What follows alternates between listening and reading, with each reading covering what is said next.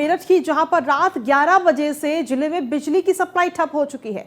बता दें आपको, गंगा खादर इलाके में पिछले 24 घंटे से सप्लाई बंद है। 160 बिजली घरों पर 24 घंटे से ताले लटके हुए हैं। पीवीवीएनएल में 29 नवंबर से धरने पर बिजली कर्मचारी बैठे हुए हैं और अपनी कई मांगों को लेकर बिजली कर्मचारी आंदोलन कर रहे हैं। लेकिन इस दौरान पश्चिमी यूपी की बिजली भगवान भरोसे चल रही है और इससे लोगों को काफी दिक्कतें हो रही हैं। मेरठ के शहरी और ग्रामीण क्षेत्रों के कई गांव और कई बड़े कस्बों में देर रात 11 बजे से बिजली गुल है और बिजली कर्मचारी धरने पर बैठे हैं।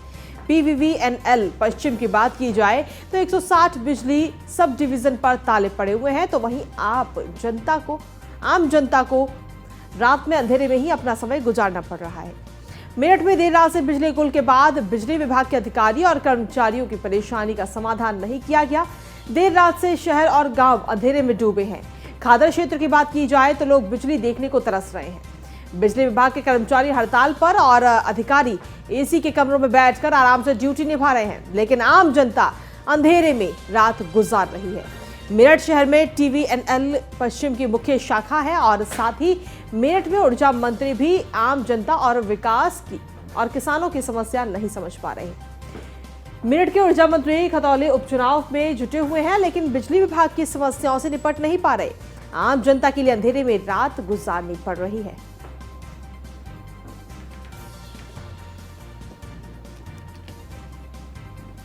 और इसी पर अधिक जानकारी देने के लिए हमारे संवाददाता अतुल शर्मा इस वक्त जुड़ गए हैं। सीधा उन्हीं का रुख करते हैं। अतुल, क्या कुछ ताजा अपडेट है आपके पास?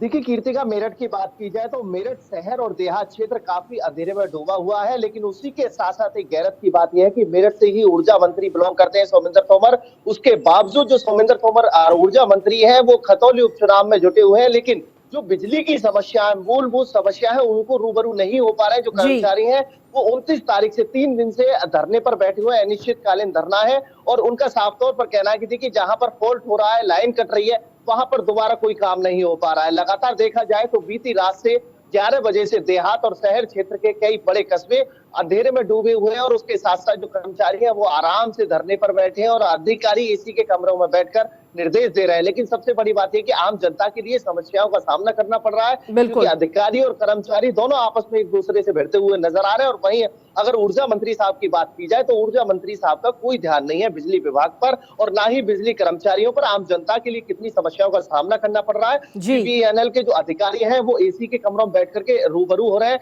लोगों से बात कर रहे हैं। लेकिन सबसे बड़ी बात यह, देर रात की अगर बात की जाए तो अंधेरे में पूरा शहर डूबा हुआ है। देहात क्षेत्र के खादर की बात की जाए तो काफी समय से वहां बिजली नहीं पहुंच पा रही है, क्योंकि खादर क्षेत्र में ज्यादातर फॉल्ट और लाइन फॉल्ट होते रहते हैं। उसके बावजूद कोई भी वहां सही करने के लिए तैयार नहीं है। एक सबसे बड़ी बात यह है कि तकरीबन पीवीएनएल के पश्चिम यूपी के तकरीबन 160 से ज्यादा जो मिनी बिजली घर होते हैं उन पर ताले लटक चुके हैं, क्योंकि जो कर्मचारी है सब धरने पर बैठ चुके हैं। और वहां पर अगर बात की जाए तो वहां कोई बैठने के लिए तैयार नहीं है, कोई अधिकारी नहीं पहुंचेगा। जो सब डिवीजन होती है वहां पर ताले लटक जाते हैं। और कहीं ना कहीं देखा जाए तो ये जो मंत्री जी हैं उनके लिए एक चुनौती है कि किस तरह से जो अधिकारी हैं मंत्री जी की बात नहीं सुनते हैं और उसके साथ साथ आम जनता के लिए कितनी परेशानी होती है। जो कर्मचारी हैं उनकी भी जायज जो मांग है वो जायज है, उन पर कोई ध्यान अगर देता है सरकार के जो मंत्री हैं या फिर जो विभाग के कर्मचारी हैं, अगर वो ध्यान देते हैं तो कहीं ना कहीं जो ये छोटे श्रेणी के जो कर्मचारी हैं उनके लिए लाभ हो सकता है। लेकिन सबसे बड़ी बात यह कि अंधेरे में डूबा शहर